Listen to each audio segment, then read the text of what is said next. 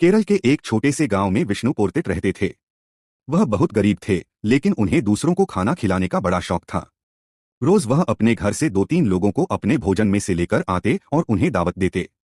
चाहे उनके घर में खाना पर्याप्त हो या नहीं, उन्हें दूसरों की मदद करना अपना धर्म लगता।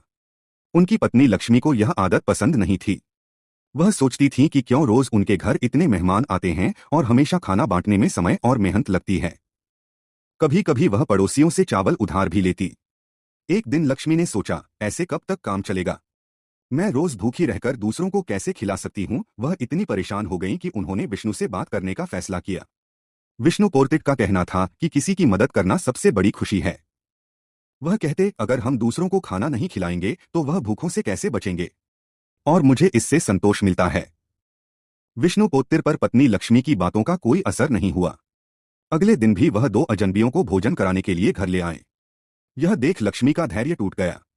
उसे पूरा विश्वास हो गया कि आज फिर वह भूखी ही रहेगी। उसने सोचा, अगर आज भी खाना नहीं बचा तो अब कोई उपाय करना ही पड़ेगा। मेहमानों ने लक्ष्मी को मूसल के सामने बैठे देखा तो उनसे रहा नहीं गया। एक मेहमान ने आगे बढ़कर पूछा, माता जी, आप यह क्या कर रही हैं? लक्ष्मी ने भारी मन से उनकी ओर देखा और बोली, हाँ, अब आप मेरे मेहमान हैं, इसलिए सच बताना ही पड़ेगा। मेरे पति रोज कुछ लोगों को घर ले आते हैं और उन्हें खाना खिलाते हैं। मेहमानों को खाना खिलाने के बाद वे इसी मुसल से उन्हें बहुत मारते हैं। दूसरों को खाना खिलाना उनका काम है और सब कुछ सहना मेरा भाग्य बन गया है, इसीलिए मैं इस मुसल से ही क्षमा मांगती हूँ। लक्ष्मी की यह बात सुनते ही सभी मेहमान सन्न रह गए। उन्होंने एक दूसरे की ओर देखा और मन ही मन सोचने लगे, जहाँ ऐसा अत्याचार होता हो वहाँ रुकना ठीक नहीं। इतना सोचते ही वे सभी डर के मारे वहां से भाग निकले। कुछ देर बाद विष्णु पोर्तिट घर लौटे।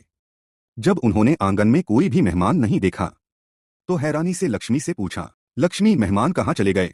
लक्ष्मी ने शांत स्वर में उत्तर दिया, वे हमसे मुसल मांग रहे थे। हमारे घर में तो एक ही मुसल है, मैं उन्हें कैसे दे देती? यह सुनकर विष्णु पोर्तिट बोले, अरे, यह तुमने क्या किया? तुम उन्हें मुसल दे देती।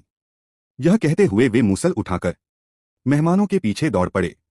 मेहमानों ने जब पीछे मुड़कर देखा तो उन्होंने पाया कि पुरोहित हाथ में मुसल लिए उनके पीछे पीछे दौड़ते चले आ रहे हैं। यह दृश्य देखते ही मेहमान घबरा गए। उन्हें लगा कि अब वह उन्हें मारने ही आ रहे हैं। डर के मारे उन्होंने अपनी गति और तेज कर दी और बिना रुके भागते चले गए। दूसरी ओर विष्णु पोर्तिट दौड़ते दौड़ते हैरान थे।